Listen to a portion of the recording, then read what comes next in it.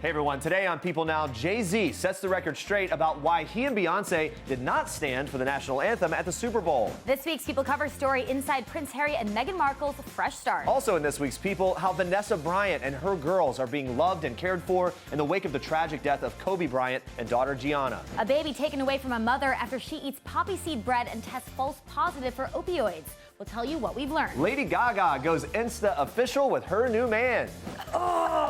What is going on our couch? Queer Eye star Tan France and Alexa Chung are telling us how their new show is challenging the best in the world of fashion. It is all coming up today, live on People Now.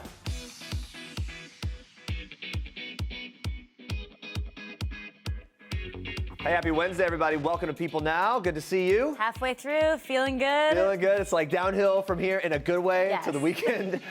There's a lot to get to today. We begin with this. JayZ setting the record straight about why he and Beyonce did not stand for the national anthem at the Super Bowl. During an appearance at Columbia University on Tuesday, the rapper revealed that he was not sitting in protest, but rather that he and Beyonce, quote, jumped into artist mode once the performances started, so they didn't think to stand.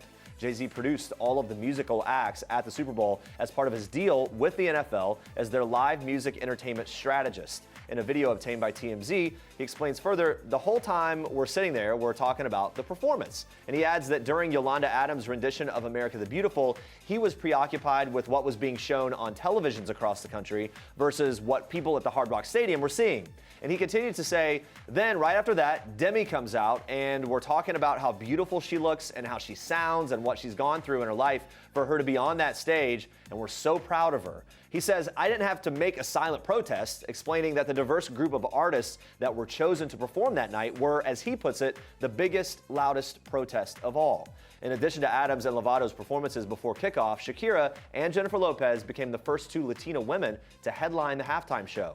And guest appearances were made throughout by Bad Bunny, J Balvin, and J-Lo's 11-year-old daughter, Emmy. One of the most talked about moments of the whole thing. I loved it. She Loved was every adorable. second of it. In this week's People cover story, we are getting an inside look at Prince Harry and Meghan Markle's fresh start since they walked away from the royal family. Since announcing their departure from royal duty in January, Harry and Meghan are spending a lot of their time hiking in the woods near their Vancouver Island home with their 9-month-old son, Archie. I like that, kind of get out in the outdoors, fresh air, away from all the hustle bustle. Sounds nice. A friend of Harry and Meghan's tells People, quote, this decision to leave had been weighing on them for a long time, and they are relieved to have it done. A weight has been lifted off their shoulders. That's the source's quote. Their new life hasn't come without a price, of course. After a series of intense discussions with Harry's grandmother, Queen Elizabeth, the couple lost their ability to use their His and Her Royal Highness titles, also known as HRH, and Harry had to forgo his role as youth ambassador to the Commonwealth. In January, Harry himself admitted how sad it was that it has come to this, as he put it. And guys, stay with us. People senior news editor Aaron Hill is joining us live to reveal even more on Prince Harry and Meghan's life post-royal family. But first, we want to know which part of their next steps are you most excited to see play out? Their royal relationships, maybe how they move forward with their charity work, how they plan on making money, or their family plans. I'm interested in the family plans / I just kind of want to see like candid shots of them visiting her family in LA and they're just like having coffee at a little like Starbucks. I'm curious about how they're going to make money, right? If we're going to see the Disney deal. Oh, a Disney deal know. doesn't sound like a bad way. Yeah, we'll see. You can vote in our People poll. You can tweet us your thoughts using the hashtag PeopleNow, and we're going to check in on that later. But for now, we're going to move on to this. In the wake of Kevin Hart's terrifying car crash back in September of 2019, TMZ reports that no one in the car that night has filed a lawsuit or been sued. On September 1st, Hart was a passenger in his 1970 Plymouth Barracuda when the driver of the car, Hart's friend and producer Jared Black, lost control and crashed through some wooden fencing. It was just before 1 a.m. in Malibu, California. The blue Barracuda crashed about 10 feet off the road and into a ditch, leaving both men with major back injuries and landing Hart in the operating room for spinal surgery. He recently opened up about the aftermath of that crash in an interview with Men's Health, explaining that his recovery process has led him to do better and prioritize his family even more, which his wife, Aniko Parrish, is happy about. She tells Men's Health, quote, there were times where he was here, but not really here. Not to say he wasn't a family man before, but he's expressed that the accident made him make up for some of the time missed because of work. Meanwhile, Hart went on to add, I'm not trying to get back to where I was before. I want to do better than before. It's a resurrection. That's the best way for me to put it. I feel like the other version of myself died in that moment, And this new version was born to understand and to do better. I'm glad this is coming now. I'm getting older. I'm 40. You know, this is when I'm supposed to start realizing this bleep. That was his quote. Hart says that the hardest part is slowing down and being patient. He tells the outlet, I'm telling Dr. Pat and boss that I want to do 2-a-days at the gym. And they're like, sit your stupid bleep down and be patient. You got to heal. And he says, I get that now. I understand. Let's move on to this story. A source close to Vanessa Bryant is opening up in this week's issue of People about how Vanessa is doing in the wake of the deaths of her husband, Kobe Bryant, and their 13-year-old daughter, Gianna. The source tells us the shock hasn't entirely worn off and goes on to add, quote, she's very tired. She hasn't been sleeping. She's worried about her girls, worried about what happens next. The insider reveals that since that fatal helicopter crash on January 26th that claimed the lives of 9 people, Vanessa has taken comfort in the many tributes that fans have paid to Kobe and Gianna. She says, quote, every memorial means something to her. Every memorial is important. Now, that source also gives us a glimpse of Vanessa's strong support system. They explain, quote, she's got people around her who are helping her physically, emotionally, spiritually, mentally. She spent the last week surrounded by people who love her and want only the best for her. She's really being loved and cared for, and so are the girls. Now, that's a reference to Vanessa and Kobe's 3 surviving children, Natalia, Bianca, and Capri. Vanessa spoke out for the first time last week, telling fans in an emotional Instagram post that she is devastated over the loss and thanking the, quote, millions of people who have shown support and love during this horrific time. She also revealed that she had established a fund to help support the families of the other 7 victims of that crash. Donations are being accepted through the Mamba Sports Foundation. It's called the Mamba on 3 Fund. For more on how Vanessa Bryant is coping with her tragic loss, you can pick up the latest issue of People. Is on newsstands Friday. A new mom in Alabama reportedly had her baby taken away after she tested positive for opiates after eating poppy seed bread the day before giving birth. This is a wild story. Local news outlet WAFF reported that Rebecca Hernandez was given a drug test after delivering her baby boy at the Crestwood Medical Center in Huntsville last week. Her newborn son was immediately taken away when the results showed that she had traces of opiates in her system. A really wild thing, though, because it turns out Hernandez and her doctor figured out that it had been a false positive due to poppy seed bread. She was still unable to see her son, though, until an official confirmatory test showed that she was clean days later. So at that point, she had been away from her son for 3 days.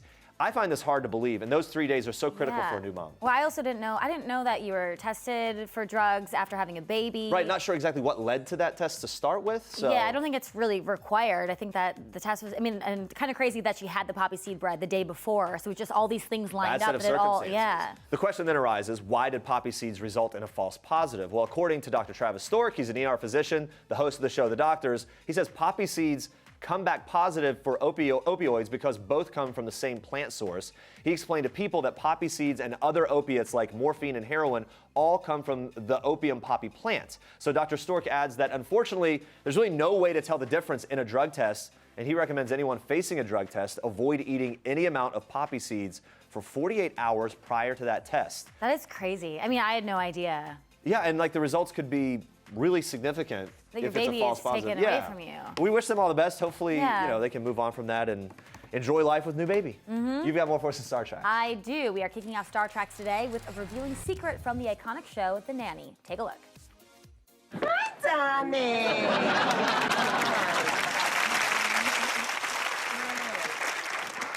Donald Trump, I'd like you to meet... Oh, what am I talking about? All you handsome zillionaires know each other. Donald! Maxwell Sheffield, how do you do? Remember that scene? Well, Fran Drescher does. During an interview on Late Night with Seth Meyers on Monday night, Fran revealed the interesting story that accompanies Trump's guest appearance on The Nanny. Listen to this. I stood in this scene and I said to the two of them, oh, all you millionaires are alike. Yeah. And Peter, now my gay ex-husband, got a note from his assistant, Donald Trump's assistant, that said, Mr. Trump is not a millionaire. He's a billionaire. And we'd like you to change the script. Wow. Now, Fran tells Seth that the Nanny writers later asked if they could write zillionaire, and Trump seemed to be okay with that. Fran also revealed that her ex-husband still has Trump's assistant's note, and it's framed in his office. Seth joked that the note was really from Trump himself. Well, who knows? All right, now watch this. Ready?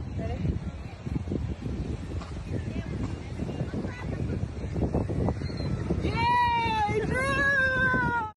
having a little fun on the beach there. Shawn Johnson is defending herself against mommy shamers after posting this video on Instagram. One of her followers accused the former gymnast of being rough with her 3-month-old daughter, Drew Hazel. Now, in the video, you can see here, Johnson is sitting on the beach, flips her baby girl. Johnson captioned the post, Rue's first flip, then added in parentheses, quote, she was perfectly safe, so don't even. Yeah, she knows what's coming. Yeah. Well, despite Johnson's assurance of her daughter's safety, one commenter accused her of handling Drew a bit rough. Oh, stop. And added that she didn't look warm enough and she'd be wearing at least socks, if not shoes, as well as a hat. Johnson clapped back, writing, are you holding her? Have you physically felt her sweat when she wears socks, or felt her strength when she stands, or seen her fuss until she stands up because she hates laying down? Nope, you haven't. I'm her mama, I know. Boom. Yeah, it's not the first time the Olympic gold medalist has defended herself against mom shamers. In December, Johnson addressed her critics head on. She captioned a video that she posted on Instagram of herself dancing with her daughter. She said, quote, my favorite, dancing with my girl. Yes, mommy shamers, I am sure there is something I'm doing very wrong. Hashtag mom life. I can't imagine having every post worried about people commenting that you're doing something wrong. Yeah, we've even been going down the street before in New York with the stroller and had people say, like, they need to have more clothes on. Like, people just feel very, for some reason, feel very free to kind of give you advice when you have a child. Yes, they do. And on social media, when you're a star, it's like, I just turn the comments off, honestly. Yeah, well, something to look forward to. All right, moving on to this. More baby news. Andy Cohen's baby boy Ben just turned 1. And to celebrate, Andy's team at Watch What Happens Live sang happy birthday. Watch this. Birthday to you. Happy birthday to you. Happy birthday, dear Ben. Happy birthday to you. The Watch What Happens Live team posted this video along with a sweet caption saying, cutest baby alive and bravo celebrity in training. Happy birthday, Ben. Andy commented on the post saying, thanks for the great party, guys. Andy also posted a tribute to his little guy on Instagram. Look at this sweet photo taken by Andy's good friend, John Mayer. Andy captioned the photo in part, I'm so grateful to my surrogate in California who made this all possible, and for every day of her first year, can't wait for the next. Happy birthday, sweet little Ben. So adorable. Those are your Star Tracks for today. All right, stay with us. We have more on Harry and Meghan's new life outside of the royal family. Plus, fashionable duo Tan France and Alexa Chung have a new competition series. Tan's revealing what his Queer Eye co-stars really think about his new co-host. That's coming up.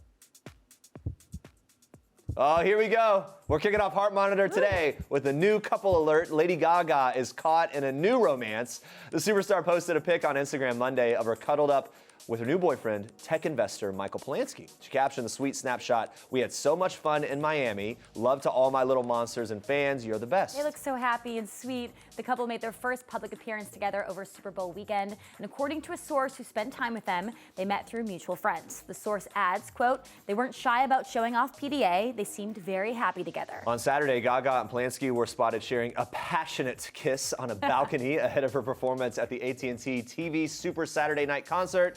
And the next day, they were photographed leaving Hard Rock Stadium. Now, rumors of the relationship began swirling back in December when Gaga was photographed kissing Polanski at a restaurant in Las Vegas. According to an insider, the two were kissing for at least 1 hour. It's a big makeout sesh there. Also, who's the person tracking the time? Timing it? Right. Okay, it's been about an hour. They're still, okay. 45 to 46 minutes. Not weird at all. In February 2019, People confirmed Gaga called off her engagement to talent agent Christian Carino. And last summer, she was linked to sound engineer Daniel Horton. Always cheering for Lady Gaga. You know what I like about those pics we were seeing? She just seems very relaxed and chill. Well, I was doing a deep dive back on her crazy costumes and outfits she used to wear, and it's kind of cool seeing her just chilling on a yacht, kissing her boyfriend, having a great time. Celebs are just like us, other than that yacht. Yeah, except for the yacht part. As soon as I said the yacht part, I'm like, okay, maybe it's not that casual. Well, I mean, the rest of it, but anyway. All right, a year ago, Lil Nas X was sleeping on a relative's couch, dreaming of his next move. Of course, the superstar tells us in this week's issue, quote, my only vision was to make it out of where I was as quick as possible.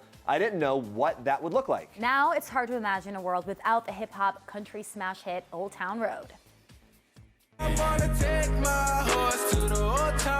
Now that song landed Lil Nas X 2 Grammys last month and even a Super Bowl commercial for Doritos alongside Sam Elliott. This is one of my favorite commercials. Yeah. When looking back at his runaway success, Lil Nas X keeps it simple, telling us it feels amazing. After coming out as gay last year, he gained even more fans, but wants the music that he makes to be what audiences focus on most. He explains, quote, there's always that fear that something will overshadow your career, so you just work harder to make sure that it doesn't. And I'll tell you, speaking to him on the Grammys red carpet, he was just living in the moment, soaking it up. And you can tell that he really is passionate about the music first. That's his thing. Yeah, music first and then the fashion. And then the fashion is He on looks point. so great yeah. in that pink outfit. That's all for today's Heart Monitor. When it comes to this album, Weather, Right. I understand that it was just sort of coincidence that it came together for you to record this and for this to happen at a period of time just before you would have been unable to do it, right? Well, I think that's what maybe what the promotion guys told you. That is exactly what they told me. Not the way it happened? Not really, no.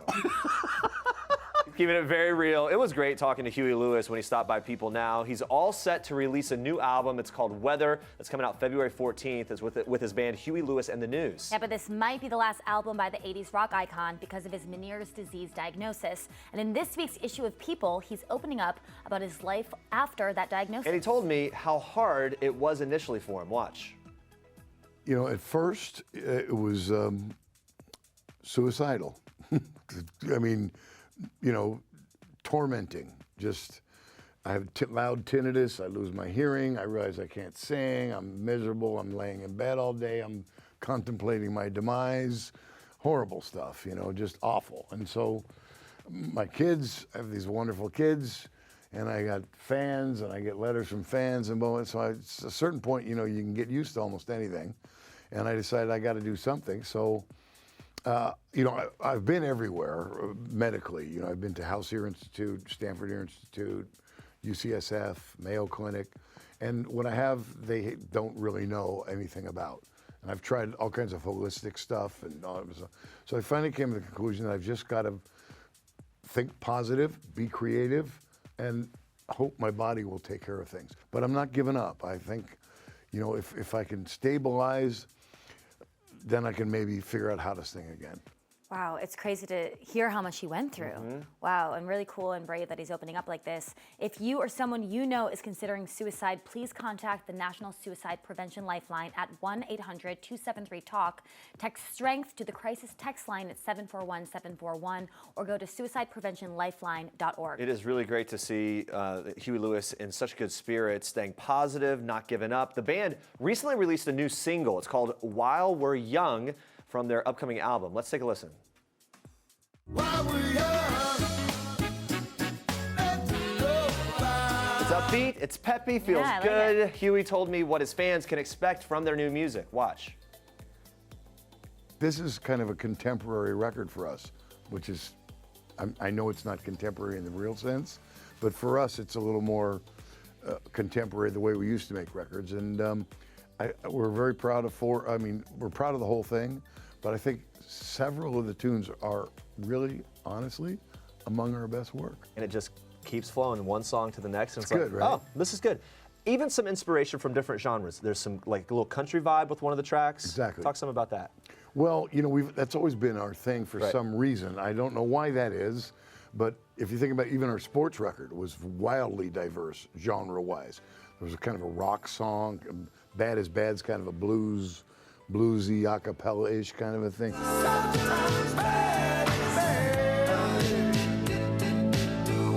Then we had honky tonk blues on that thing too.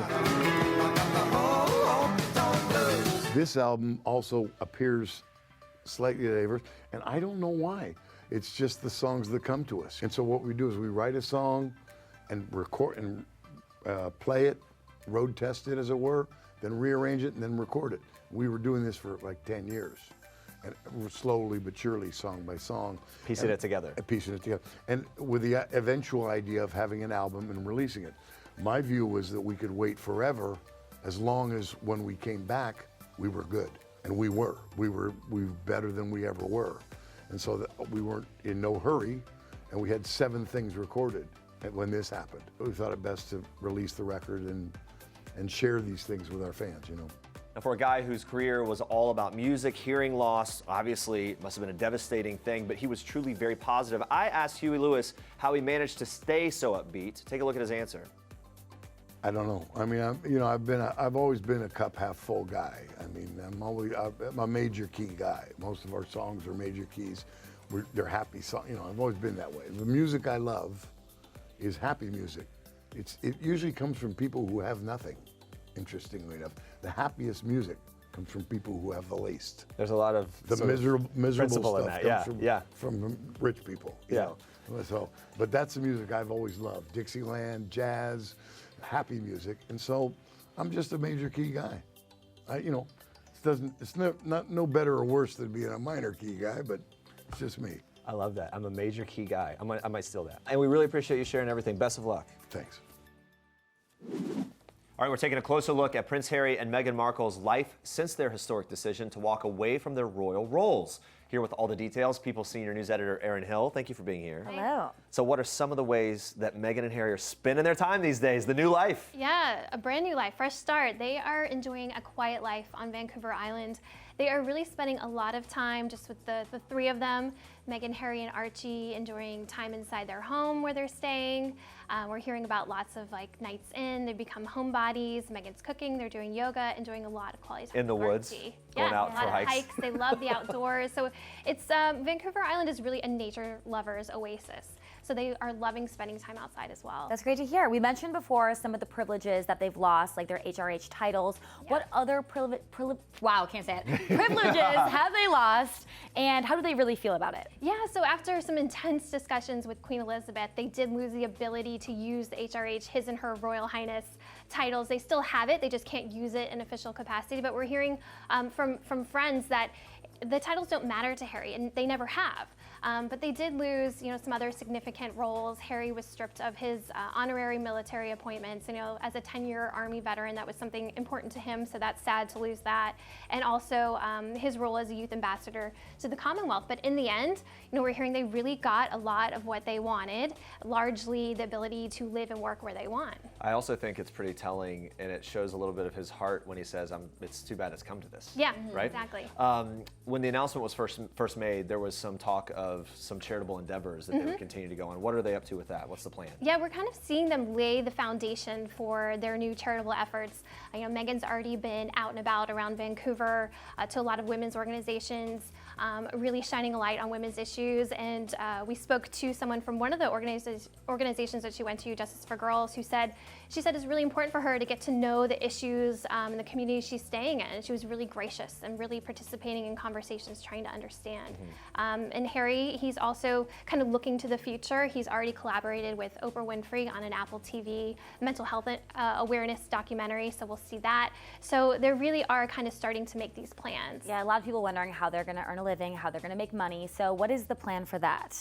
Yeah, I mean, their options are endless for them right now. There's so many people who want to work with them, I mean, collaborate literally with them. any Disney. company. The Disney Yeah, the deal, Disney maybe. thing. Exactly. In addition to the Apple TV, we are hearing that Netflix is courting them, and maybe they go that option, like Michelle and Barack Obama had a production deal with them. Maybe they'll do that. We're also hearing that they applied for a trademark for the Sussex Royal brand, which includes everything from pencils to stationery to clothing. So some sort of commercial partnerships in the future. Book deals could be worth millions, and then also speaking engagements.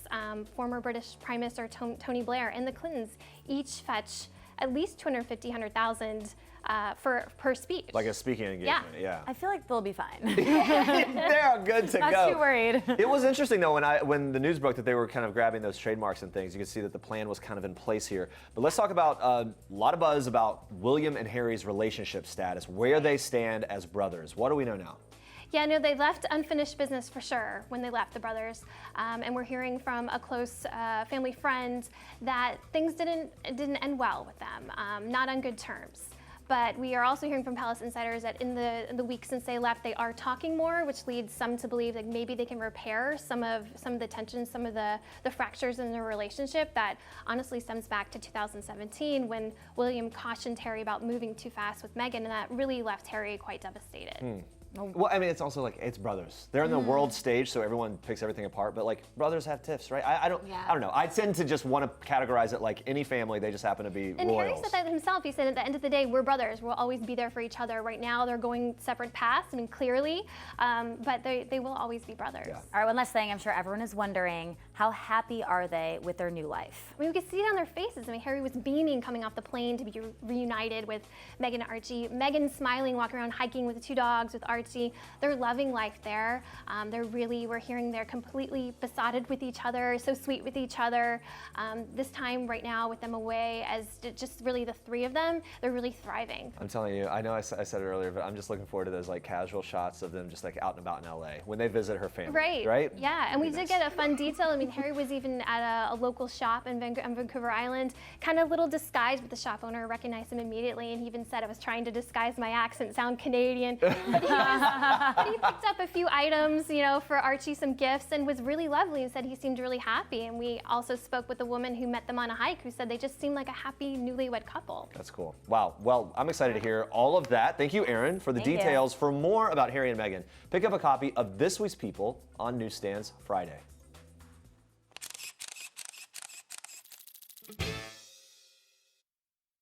Hi guys! Hello! Welcome to Next in Fashion. We've scoured the earth for some of the best designers in the world. And I've launched apple bottoms and rockaware. And I worked for Stella McCartney, moved on to Alexander Wang. But who amongst you is a household name? That's exactly why we're here today. Net-a-Porter will award the winning designer $250,000 with the opportunity to retail their designs. This is my chance. This is my opportunity. I think I need more thread than this, babe. Next in Fashion is streaming on Netflix right now, so if you haven't already binged, get on it. Unlike other fashion competition series, this one brings in people who already have a bunch of experience in the fashion world. Hosts Alexa Chung and Tan France explain to me and guest host Madeline Burke just how that elevates the competition. I think it really brings a lot to our show in particular because instead of them kind of scotch taping things together or stapling them in the back room, you really get to see the craftsmanship that's going into these designs. And also, they're not just young startups, they're people that have such pedigree in the industry. And we're just really lucky because it elevates the show in that we really do find, by the end, no spoiler alert, a designer who has a burgeoning business and will now be a household name. Because like what you said, some of these people have already designed for celebrities and such. And is that common in this world, that these names that we've never heard of? Yeah, it is. It is. A lot of these major fashion houses that you'll see, Karl Lagerfeld, let's say, when he was around, he was the face of that brand. However, he had a full team of people who would design for him. Same with Yves Saint Laurent. There are designers behind the scenes that you would never know, that we would never know, because they're not the face of the brand, they're not the creative director for the brand, but they are highly skilled, very, very talented artists. And so that's what we're trying to show here. We're bringing them to the forefront, saying, you will get to be the new face.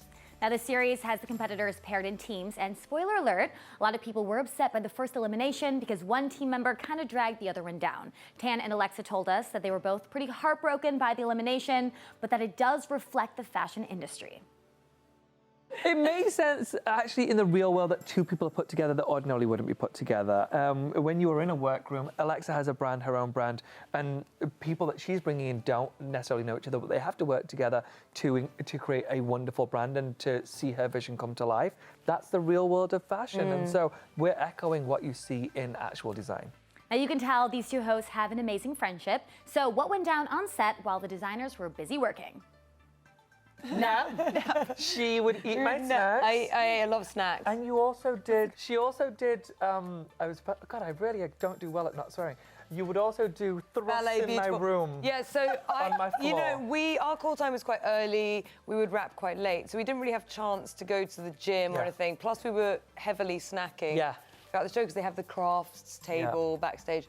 So I took to just doing impromptu exercise on Tan's dressing room floor. She had her own dressing room. Yeah, but I would go in there and just like lay it down. Tan will enjoy this. Yeah, you want to see me thrust in the air? I'd be sat there on my sofa and she'd turn to me, get on the floor. That's a good workout move. Really. Honestly, after watching Shakira and JLo at the Super Bowl, I mean, I want to be doing those workouts too. Let's break it down right now. Invite us to the Super Bowl to perform our hip thrust. Oh, so good. We would embarrass them. Just the hip thrust. That's all we need. Got a little wild there. A few of Tan's Queer Eye co-stars were in the audience for the series finale, and he shared how they feel about his new co-star. They hate her. What did they say? Did They they say they said hate anything? you. Did they actually? Okay. Oh my God, remind me. Even No, Anthony. they love you very much. Oh my God, remind me to show you a text from Anthony later. Why You're was gonna it love. say? Oh. Wait, what is it? No, You can't leave all of us hanging. He said I would have tried to date her at college if we were in the same college. I know, he was like, I like her so much. I'm like, oh, you'd like her more in real life. Yeah. He Are they coming to the party? no, they're all of them are out of state. What's the party? We have Having a party? Yeah, we're having a Netflix We're having a party to celebrate the winner. Speaking of the Queer Eye crew, season 5 is headed to Philly. Tan revealed a little bit of what we can expect. All I can say is that it's the most. It's the most different from all the other seasons. The others are very much, they feel Midwestern even if they're not, or very Southern. This one definitely doesn't feel like that because it's shot in Philly. So the vibe is actually quite different. It's the first big city we shoot in regularly. Whereas even when we were in Atlanta, we never really shot in Atlanta. We shot outside, but we actually shot in downtown Philly most of the time. And so it feels very different from our previous. What was the biggest challenge with that? Because it is kind of new. Avoiding cheesesteaks. Yes. There's 2 places that they're in competition and avoiding one of them was, what was most difficult is that they were so closed off initially, whereas in other places they're so welcoming. Well, they're welcoming in the same way, but in this way it's different. They won't give you volunteer information. Like when we'd go to the South, you'd ask them a question, everything was poured out within a heartbeat, whereas in Philadelphia, you have to excavate. This is my behind-the-scenes cover shoot for Parents Magazine. I am so excited, so you better get your copy before my mama buys them all.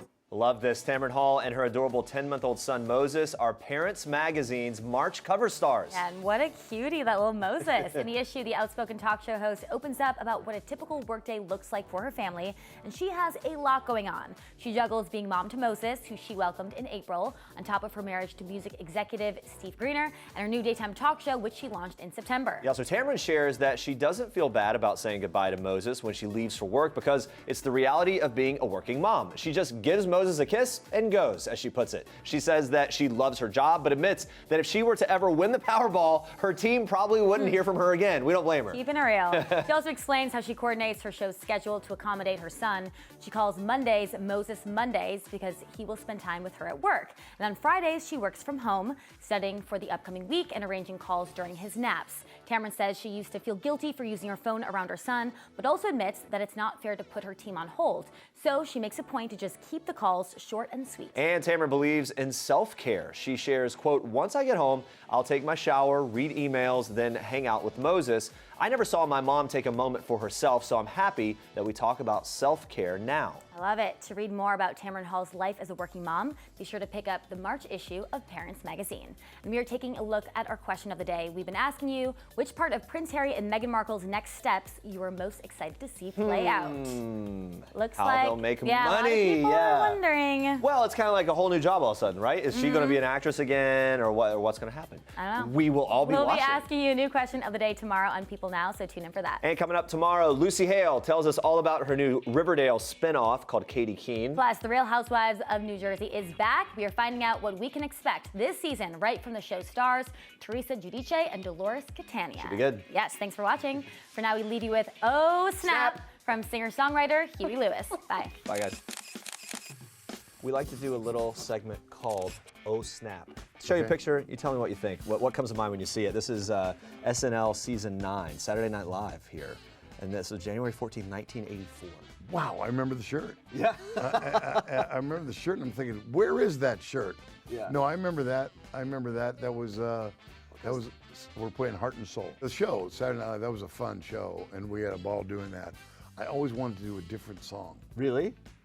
Yeah. What song would you have chosen? Well, I can't remember. I think I wanted to do Heart of Rock and Roll. Okay. And they wanted Heart and Soul was our first single, so we did. Look, I mean, you guys obviously are iconic and legendary, but doing a show like SNL, that's kind of a big deal, I think, for anyone, maybe. Yeah, definitely. Did it feel that way at the time? Oh, yeah, and it was really great. I mean, that was a real family. Everybody hung out. Met Paul Schaefer for the first time, who's the world's greatest guy. Yeah. And just a musical genius, just a great guy. And hung with everybody, the cast and all those people hung. That's cool. Here we go. Back to the Future. Yeah, this isn't the 25th or something. Yeah, the like 20th. the anniversary. We do this every 5 years. Yeah. It's no, seriously. Is it just at this point? Is like a family reunion type? Exactly. Vibe? Yeah. And none of that. The movie's getting bigger and bigger and bigger. Michael's an unbelievable guy, man. I mean, he's funny. He's a complete cut-up, and he's super smart, and he's really fun to be around. Christopher Lloyd had a ranch near me in Montana. We were neighbors in Montana nice. for a minute. Okay. Here's another one. Gwyneth Paltrow. We Yeah. always love her around here. This is a scene from the film Duets in 2000. Well, she was unbelievable. I mean, she's, you know, first of all, she's got skills, you know. She's a great actress and really was generous and helped me through. You know, we had 14 scenes together. Yeah. So that was it. Our scenes were all together, and she was wonderful. I remember the very first day on the set, we never got the chance to rehearse. We always wanted, but her dad was ill, and they were behind schedule, and blah, blah. So first scene, Wallop, we're lighting it, and we haven't even run lines yet. Wow. And I'm thinking like, oh my gosh, this is. So I was nervously, I banged on her trailer door and said, "Would you mind running lines with me?" And she was beautiful, man. She said, "Come on in, blah, blah," and she just helped me through the whole thing. That's such great memories.